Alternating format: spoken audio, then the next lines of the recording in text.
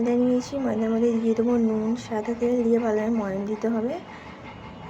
তারপরে অল্প অল্প পানি দিয়ে ভালো একটা ডো মাখিয়ে নিতে হবে। তো আজকে বানাচ্ছি চাউমিন, মানে ময়দা দিয়ে চাউমিন। এটা ঘরোয়াভাবে করেছি, তোমরা আমার রেসিপিটা ফলো করলে আমার মতনই করতে পারবে।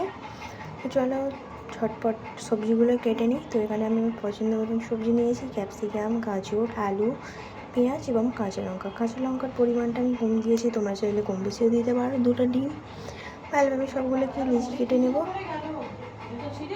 একে একে সব লেচি কেটে নিয়েছি আমি। তো তারপরে অল্প পরিমাণে তেল দিয়ে ভালোভাবে সবগুলোকে বেলে নিতে হবে।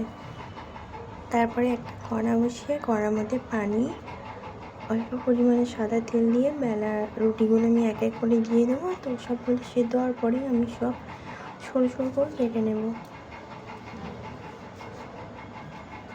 কড়া নিয়েছি, কড়ার মধ্যে দিয়ে দেবো তেল। তারপরে পেঁয়াজ কুচিগুলো দিয়ে দিলাম, আলু কুচি দিয়ে সব এক এক করে সবজিগুলো আমি এর মধ্যে অ্যাড করে দেবো।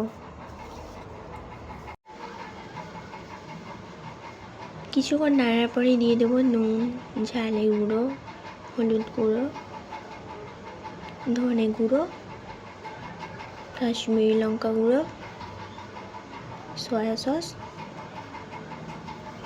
সসটা দেওয়ার পরে কিছুক্ষণ ধরে নেড়ে নিলাম। তো তারপরে আমি ডিম দুটোকে ভালোভাবে ভুজিয়া বানিয়ে নেব। ওর মধ্যে অল্প পরিমাণ মতো নুন দিয়েছিলাম। তো আমি সবজিগুলো দিয়ে দিলাম, তারপরে কেটে রাখা চাউমিনগুলো আমি এর মধ্যে অ্যাড করে দেব। ওটা নাড়ার সময় একটু অসুবিধা হবে, ওটা তোমরা ম্যানেজ করে নিও। তারপরে ভুজিয়াগুলো আমি ভালোভাবে হাত দিয়ে মানে এগুলো মোটা হয়েছিল, এগুলো আমি সব ভেঙে নিয়েছি। তারপরে একে একে আমি কড়ার মধ্যে দিয়ে দিলাম। তো এই আমার ফাইনাল লুক। আজকের মতো টাটা।